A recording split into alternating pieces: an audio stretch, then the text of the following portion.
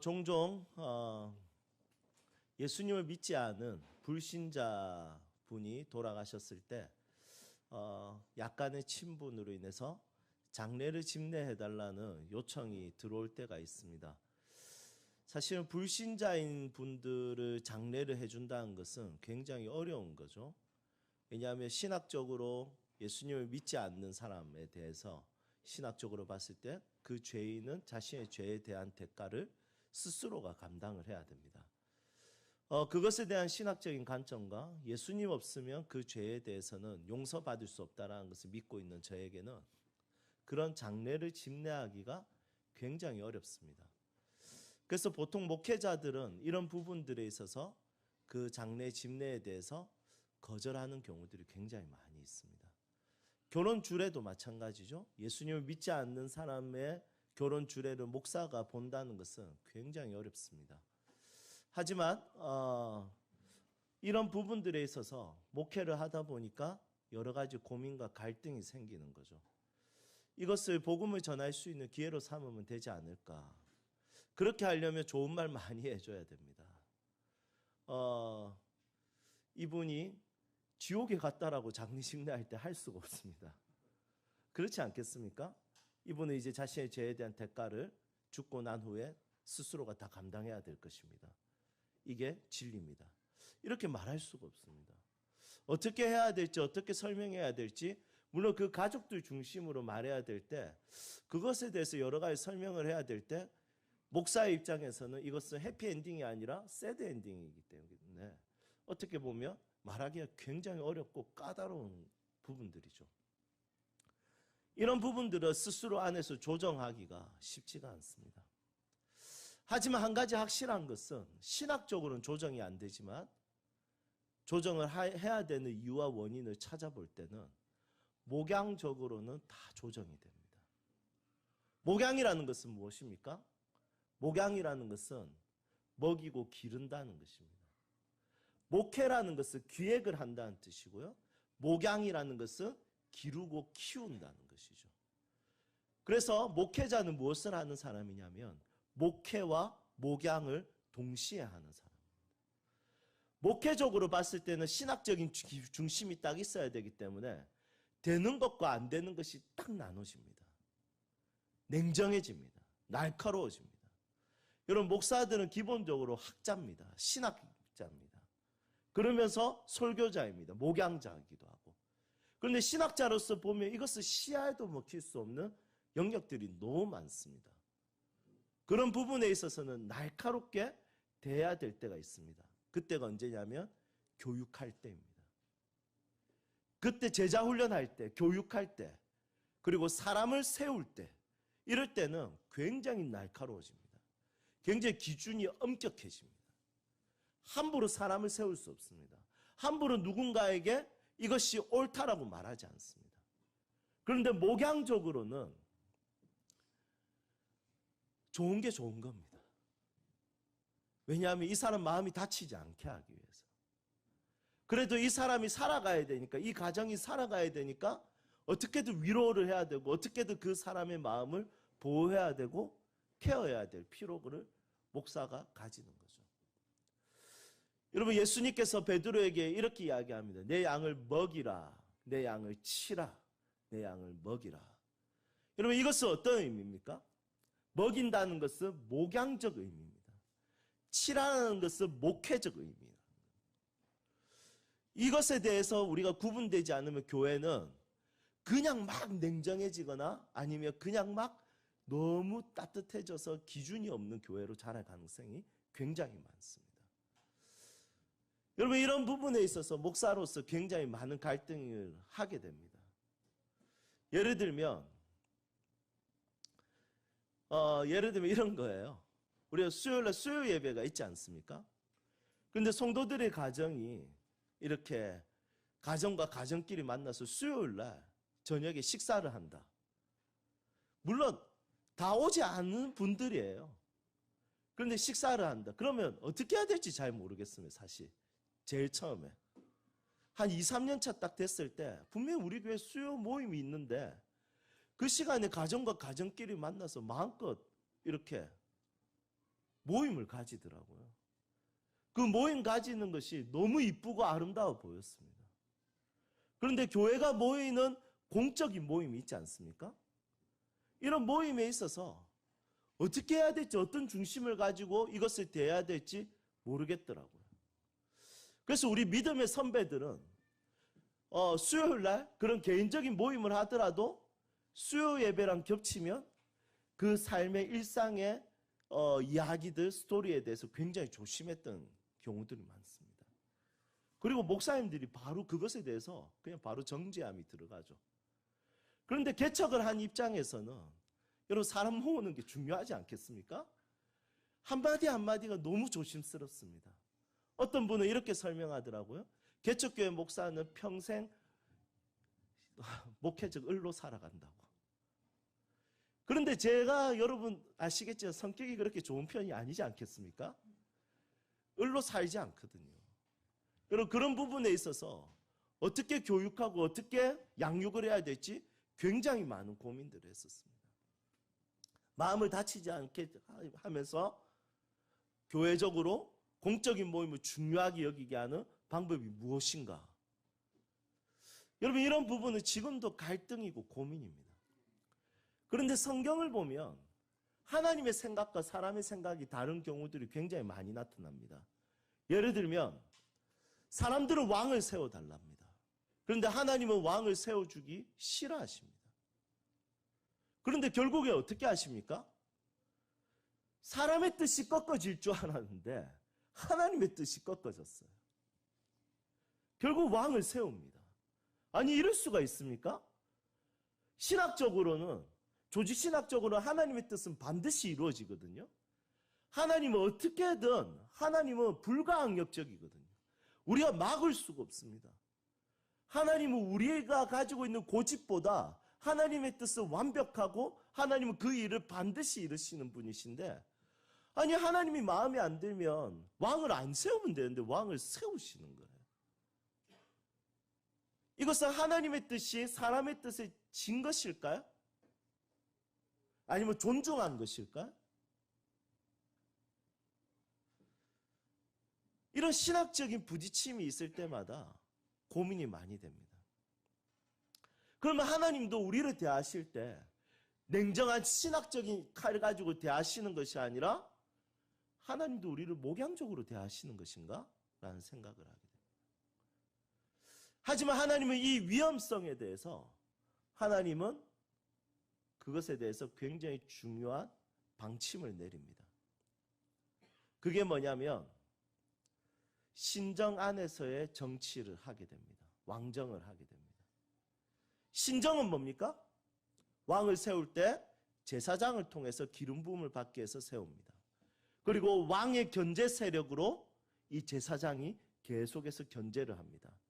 다윗에게 나단을 세우셨듯이, 그냥 사울이 왕이 됐던 것이 아니라 사무엘을 통해서 왕이 되었듯이, 하나님께서는 신학 안에서 조정하시는 분이셨습니다. 그 이유는 뭐냐면 목양적이기 때문이죠.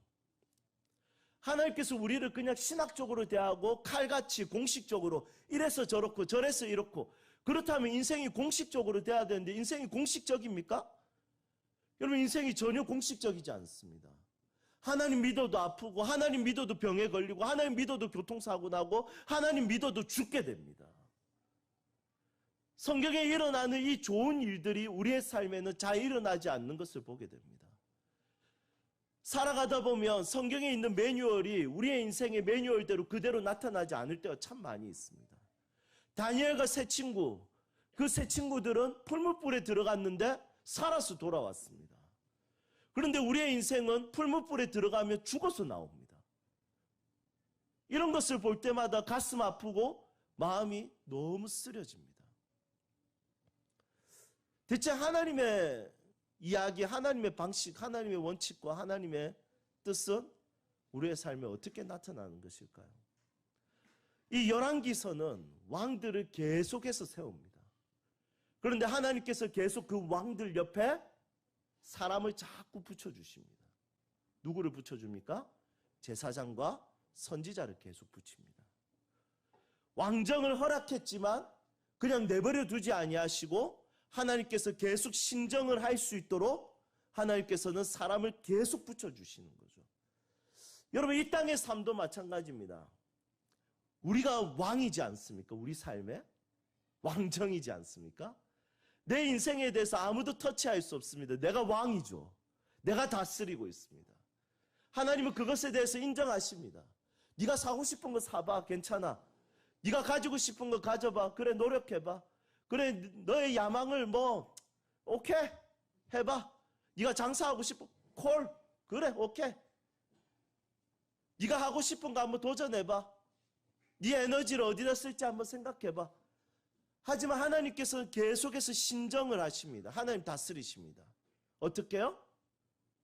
목회자를 통해서, 성경을 통해서, 제자훈련을 통해서, 기도하는 가운데 음성을 통해서, 그리고 내 삶을 인도하시 여러 가지 상황을 통해서 하나님은 우리를 내가 내 인생의 왕이지만 내가 내 인생의 진짜 왕이 되지 않도록 내 인생이 계속해서 간섭하시고 이야기하시고 말씀하시는 것이죠. 결국에는 하나님께서 이 솔로몬을 왕으로 세우는 일에 하나님께서는 앞장서십니다. 오늘 이 말씀을 보니까 누가 왕이 되고 싶어 합니까? 누가 왕이 되고 싶어 하죠? 아도니아가 왕이 되고 싶어 하죠. 여러분, 이 아도니아는 다윗의 네 번째 아들입니다. 넷째 아들인데 이 왕이 너무나도 자기가 왕이 되고 싶은 거예요. 그런데 하나님께서는 그것을 내버려 두지 않으십니다. 간섭하시는 거죠. 신정하시는 거죠. 여러분, 이 아도니아는 모든 것을 준비했습니다. 군사들도 준비하고 자신에게 기름 부을 수 있는 제사장도 준비했습니다. 그리고 실제로 자기는 기름 부음을 받았어요.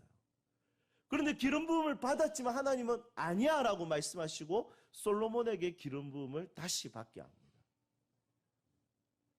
하나님께서 그대로 간섭하시는 것이죠. 하나님은 그것을 멈추게 하시고 하나님의 그 다스림 속에서 이 왕정을 이끌어 가시는 것을 보게 됩니다. 여러분, 마찬가지입니다. 우리의 인생에 내가 왕인 것 같지만 하나님은 자기 백성이 자기 인생의 왕이 되지 않도록 계속해서 신정하십니다. 우리를 계속해서 다스리십니다. 우리에게 계속해서 말씀하십니다. 성경을 통해서 기도하는 가운데 상황을 통해서 멘토를 통해서 그리고 내 가까운 영적인 동력자들을 통해서 계속해서 말씀하시는 분이십니다. 여러분, 이것을 들을 수 있는 귀가 필요합니다. 이것에 영향을 받을 수 있는 마음밭이 필요합니다. 여러분, 여러분들의 인생에 여러분들이 수많은 결정을 해야 될 것입니다. 하지만 그 결정 속에서 하나님은 여러분들이 많이 스스로가 결정하대로 절대로 그냥 내버려 두지 않습니다. 여러분들 마음대로 잘 되지 않을 겁니다. 결국 하나님께서는 직접 통치하고 다스리셔서 자신의 뜻을 이루실 것입니다. 여러분, 그래서 우리가 빨리 그분의 뜻을 이해하고 내려놓고 그분을 따르는 게 좋습니다. 그분 앞에 내 삶을 드리는 것이 좋습니다. 그분께 순종하는 것이 가장 빠른 길입니다. 이 신정의 은혜가 여러분들 삶에 가득하기를 축복합니다. 이 신정을 다른 말로 뭐라고 하면 될까요? 우리가 2주에 한 번씩 나누고 있죠? 두 자로 천국이라고 하죠. 하나님의 통치, 다스리심. 여러분, 우리의 소명은 무엇이냐면 하나님의 다스림을 받는 것입니다. 하나님의 통치를 받는 것입니다. 하나님의 간섭하심과 하나님의 섭리를 이해해 나가는 것입니다. 이것이 우리 인생의 소명입니다. 두 번째로 우리가 같이 살펴볼 것은 솔로몬이 왕이 되었습니다. 그것에 대한 다윗의 고백을 한번 보십시오. 48절 한번 볼까요? 48절 함께 읽겠습니다. 또한 이르시기를 이스라엘의 하나님 여호와를 찬송하리로다. 여호와께서 오늘 내 왕위에 앉을 자를 주사 내 눈으로 보게 하셨도다 하셨나이다 하니. 아멘. 이 고백은 다윗이 한 고백입니다. 다윗은 어떤 고백을 했습니까? 자신의 아들 솔로몬이 왕이 되는 것을 보고 혈통 가운데 혈통 중에 왕이 계승되었다 이렇게 이야기합니다. 여러분 위대한 계승이죠. 왕에서 자신의 자녀에게 왕이 계승된다는 것은 이스라엘은 이제 왕정 정치가 이루어진 지 얼마 되지 않았습니다. 어떤 일이 어떤 사건이 일어날지 전혀 알 수가 없습니다. 형제들끼리 이렇게 죽이고 죽이는 일들이 일어납니다. 결국에 아도니아도 그 뒤에 보면 솔로몬으로 인해서 숙청됩니다. 형제끼리 죽이게 되는 거죠. 이런 것들 보면 너무 가슴 아프고 마음이 아픕니다. 그런데 솔로몬이 왕이 되는 것을 보면서 다윗이 왕을 상속하는 부분에 있어서 이것에 대해서 하나님께 감사하고 있습니다. 여러분 이 상속에 대한 이야기를 우리가 조금 살펴봤으면 좋겠습니다. 여러분 상속이라는 것은 가장 중요한 것, 가장 아름다운 것을 주려고 합니다. 다윗이 가지고 있었던 가장 위대한 것은 왕권이었죠. 왕이었기 때문에. 그래서 자기의 자녀들 중에 그 왕의 일을 계승할 것을 기대하고 있었고 기다리고 있었나 봅니다. 왜냐하면 자기의 몸은 지금 쇠약해져 있었습니다. 열왕기상 1장 윗부분에 올라가면 다윗은 지금 이불을 덮어도 몸이 따뜻해지지 않는 상황입니다. 그러니까 죽을 날이 다 되어가는 거죠. 죽을 날이 다 되어가면 결국에는 다음 세대에 대한 마음이 생깁니다. 내 자녀에 대한 마음이 더 많이 생깁니다. 여러분 나이가 들면 들수록 결국에는 사람은 다음 세대에 대한 내 자녀에 대한 그리고 아이들에 대한 마음이 생기게 되어 있습니다. 이걸 리차드 도킨스는 유전자가 이기적이라서 그렇다 이렇게 이야기하는데 여러분 유전자가 이기적이라서 그런 게 아니라 하나님께서 그렇게 우리를 다음 세대에게 신앙을 계승하라고 만들어 놓으신 DNA라는 것이죠. 여러분 다윗이 그렇게 상속하고 싶었던 것은 왕권이었다면 우리가 상속하고 싶은 것은 무엇일까요? 결국에는 다음 세대에 대한 신앙이라는 것입니다. 상속의 소명에 대해서 우리가 한번 고민해 봤으면 좋겠습니다. 우리가 재산이 많은 것도 아니고 그렇다고 우리가 잘생기고 이뻐서 외모를 상속할 수 있는 것도 아니네요. 다 이쁘고 잘생기셨네요. 상속할 수 있는 것도 아닐 수도 있습니다.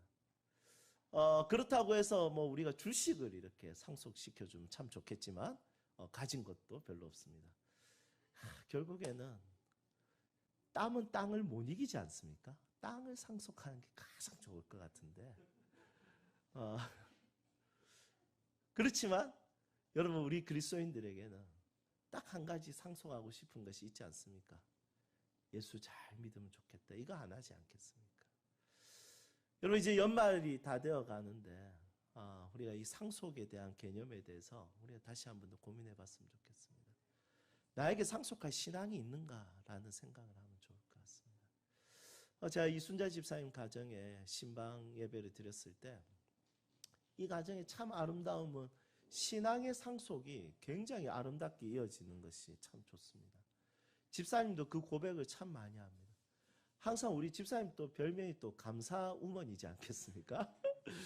항상 감사하시는데 무엇에 감사하냐면 아들 준영 형제가 예수님 잘 믿는 모습에 너무 감사하답니다. 그런데 준영 형제도 그때 고백하는데 이렇게 이야기합니다. 기도 제목이 뭐였냐면 자기는 더 신학을 더 많이 공부할 거랍니다. 더 책을 많이 볼 거랍니다. 더 교회사를 연구하고 더 성경을 더 연구할 거랍니다. 그래서 그만해라 하는데 그 이유는 자기 아들에게 자기가 좋은 아름다운 신앙을 유산하고 싶답니다. 저라면 커피 내리는 법을 가르쳐 줄 것 같은데 여러분 자기 자녀에게 바르게 신앙을 가르치기 위해서 신앙적 관점을 균형 잡히게 하기 위해서 저에게 자꾸 물어봅니다. 그래서 제가 계속 이야기해주고 처음에 조직신학을 이야기했고 이제 성경신학을 이야기했습니다. 그러니까 성경신학과 관련된 책을 다 보더라고요. 그리고 선교신학을 이야기했더니 선교와 관련된 거 보고 교회사 이야기했더니 지금 교회사는 거의 저보다 더 많이 하는 것 같아요. 지금 온갖 교수님들 책을 다 읽더라고요. 제가 이번에도 이상규 교수님 강의를 제가 소개해 주니까 그것도 다 들었더라고요. 그리고 앞으로는 제가 실천 신학만 공부하면 니는 완벽하다. 이렇게 이야기했거든요. 실제로 신학의 이 5가지를 공부하게 되면 굉장히 균형이 잘 잡힙니다.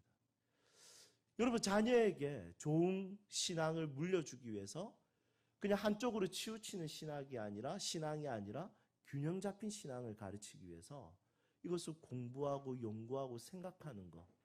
여러분, 이것이 참 멋지다고 생각했습니다.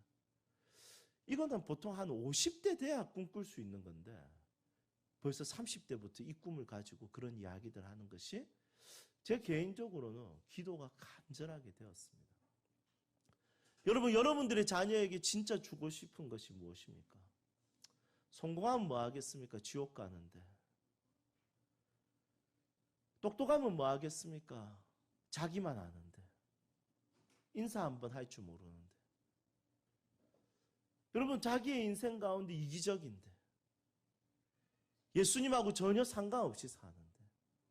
부모를 따라서 교회를 다니면 뭐 하겠습니까? 하나님 예배하는 시간에 지겨워하는데. 여러분, 저는 제 자녀가 그렇게 자라고 있다는 것이 너무 속상합니다. 그래서 한 번이라도 더 신앙의 장을 진짜 열어주고 싶습니다. 왜냐, 알아서 밥 벌어 먹고 살겠죠. 하지만 신앙은 그렇지 않더라고요. 신앙을 계승하고 신앙을 상속하는 것은 다른 문제더라고요. 진짜 이것은 하나님이 역사하셔야 되고, 하나님이 역사하실 때 장작을 많이 준비해놔야 되겠더라고요. 그래야지 불이 붙겠더라고요. 그 장작을 준비하기 위해서 지금 몸부림쳐야 되겠더라고요. 내가 목사라고 해서 내 자녀에게 신앙적인 부분을 가르친다고 해서 신앙인이 되지 않더라고요. 여러분, 시간이 지날수록 너무 간절해집니다. 제가 이번 주에 저희 가족들이 같이 식사하는데 한결이가 뭐 못하게 해서 굉장히 많이 우는 거예요. 그런데 한결이가 갑자기 이렇게 이야기하는 거예요. 어차피 나는 죽으려고 했는데 이거 하면서 내가 즐기면서 죽어도 되지 않느냐. 그래서 야, 니 지금 뭐라고 하? 여러분, 억장이 무너지는 거예요. 여러분, 이것은 고칠 수 있는 방법이 딱 하나밖에 없거든요. 비판적이고 비관적인 것은 고칠 수 있는 방법이 딱 하나밖에 없습니다. 저는 그 약이 뭔지 알아요. 예수님입니다. 예수님 믿으면 모든 부정적인 시각이 완전히 바꿔버리죠. 예수님 믿으면 인생을 보는 관점이 완전 달라져 버리죠. 여러분, 시간이 지나면 지날수록 너무 간절해집니다. 내 자녀가 어떻게 자랄지, 우리 교회 아이들이 어떻게 자랄지 너무 간절해집니다. 이 아이들에게 진짜 신앙의 상속을 할 준비가 우리가 되었는지 너무 궁금해집니다. 여러분, 여러분들의 자녀가 진짜 나중에 자라서 교회를 욕하고 떠나면 어떻게 되겠습니까? 여러분, 그것보다 속상할 게 없겠죠. 요즘에 이제 영국이나 이런 데는 세례 취소 예식이 있더라고요. 세례 받은 거 저는 취소하고 싶습니다. 부모로 인해서 받았습니다 하고 세례 취소 예식을 하고 그것에 대해서 나는 이제 예수를 안 믿는 사람입니다를 선포하는 예식이 있더라고요. 여러분, 이게 예수님 안 믿는 가정의 자녀들이 아니라 예수님 믿는 가정의 자녀들이라니까요. 세례 취소를 해서 나는 이제 예수님의 자녀가 아닙니다. 신앙인이 아닙니다라는 것을 선포하는 예식이 있습니다. 여러분, 한국 교회도 곧 그렇게 시작될 겁니다. 성수동에 이미 교회 하나가 클럽으로 바뀌어버렸습니다. 영국처럼. 다음 세대들이 너무 심각한 상황입니다. 이런 상황에서 우리의 소명의식을 다시 한 번 더 재정립하기를 소망합니다. 여러분, 물려주고 싶은 것이 무엇입니까? 내 자녀가 다른 것은 가지지 못해도 이거 하나만 가지면 한번 사는 인생을 가치 있게 살 수 있다는 이거 하나가 여러분들은 무엇이라고 생각합니까? 저는 목사라서가 아니라 제가 살아보니까 예수가 답입니다. 예수 외에 답이 없습니다. 부정적일 수밖에 없습니다. 허무주의적일 수밖에 없습니다. 염세적일 수밖에 없습니다. 인생의 가치와 의미는 예수 안에서 발견될 수밖에 없습니다. 여러분, 이것이 그리스도인들이 가지게 되는 상속에 대한 소명을 가지고 살아가게 되는 유일한 이유입니다. 여기에 모태신앙인 분들이 있죠. 여러분들의 부모가 언제 제일 속상해하고 마음 아파할까요? 내가 약간 가난한 거? 월급이 좀 줄어드는 거? 아닐걸요.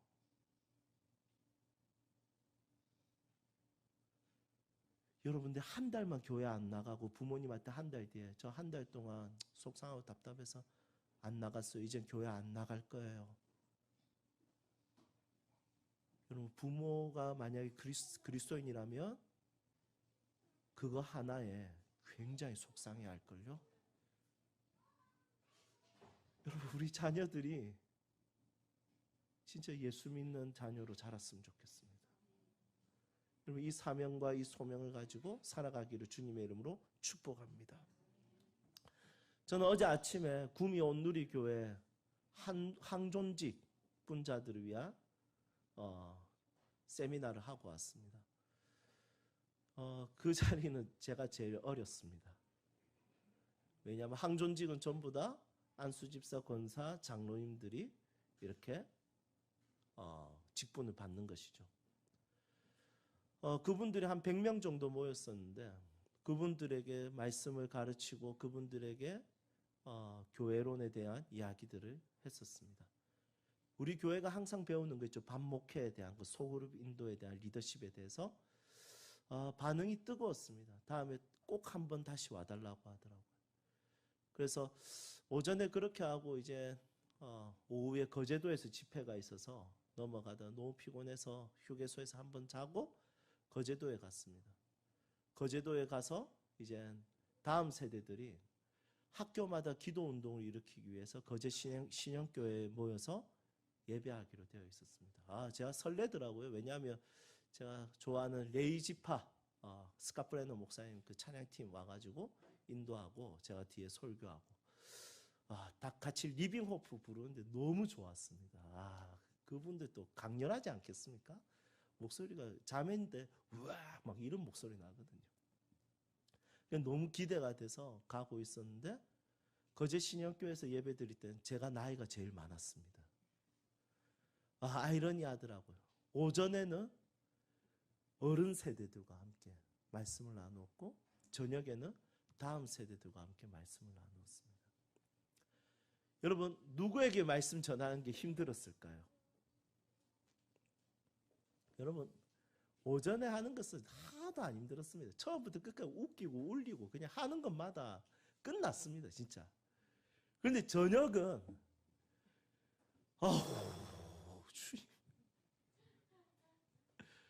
진짜 마이크 모니터 소리도 잘 안 돼서 목이 그냥 다 쉬어버렸습니다. 1시간 동안 고함 지르고 해도 애들이 막 반응이 없습니다. 여러분, 저는 그때 확신했습니다. 지금 세대, 전 세대가 예배자로 자라려면 지금 어른 세대들은 대충 해도 그냥 하나님 예배합니다. 맞죠? 악기 없어도 우리 다 예배하지 않겠습니까? 동의하세요? 여러분, 드럼 오히려 치면 시끄러워요. 오히려 우리는 진짜 단조롭게 찬송가 사절 그냥 다 같이 그냥 불러도 막 은혜가 됩니다. 그런데 애들 그렇게 하면 예배 됩니까? 안 됩니다. 애들 진짜 웃기고 울리고 온갖 짓을 다 해야 됩니다. 여러분, 저는 확신합니다. 지금 세대의 어른 세대들은 진짜 하나님 사랑하는 사람들이 남았습니다. 그런데 다음 세대들은 하나님을 사랑해야 되는 애들인데 사랑을 할지 안 할지 긴가민가한 애들이 있습니다. 지금 세대 중에 전 세대가 예배하려면 다음 세대에 진짜 집중해야 됩니다. 여러분, 상속의 소명에 대해서 함께 마음을 가져주십시오. 함께 이 소망을 가져주십시오. 우리가 내년에 다음 세대를 위해서 더 많이 투자했으면 좋겠습니다. 여러분, 다음 세대를 위해서 여러분들이 만약에 보너스를 받으면 다음 세대를 위해서 그냥 그거 그대로 하나님께 드리십시오. 그런 교회들 많이 봤습니다. 그런 성도들 많이 봤습니다. 여러분, 자기에게 하나님께서 주신 그것을 다음 세대들에게 드리기 위해서 1,000만 원이든 2,000만 원이든 그냥 가진 거 다 투자하는 거 봤습니다. 여러분, 교회 재정만 의존하는 것이 아니라 내 자녀를 위해서, 우리 자녀들을 위해서 진짜 우리의 소유를 드리고 우리의 모든 시간을 들여서 이 아이들을 같이 말씀을 가르치고 같이 키워봅시다. 같이 이 아이들에게 함께 하나님의 뜻을 나눌 수 있는 것에 동참할 수 있기를 주님의 이름으로 축복합니다. 아멘. 함께 찬양합시다.